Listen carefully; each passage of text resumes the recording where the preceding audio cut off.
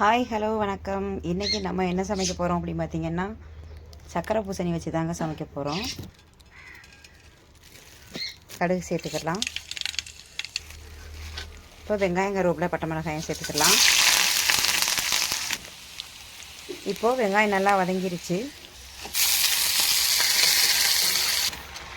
சக்கரை பூசணி பெரும்பாலும் எல்லாருக்கும் பிடிக்கிறது இல்லைங்க. எங்கள் வீட்டிலேயே 3 பேருக்கு பிடிக்காது, 3 பேருக்கு தான் பிடிக்கும்.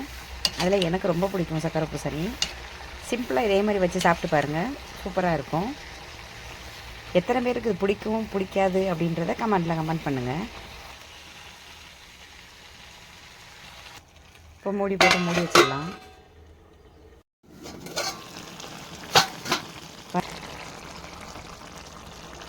இப்போ நம்ம கொஞ்சம் தேங்காய் பூ சேர்த்துக்கலாம். அவ்வளோதாங்க, பூசணிக்காய் பொரியல் ரெடி ஆயிடுச்சு. வாங்க எல்லாரும் சாப்பிடலாம்.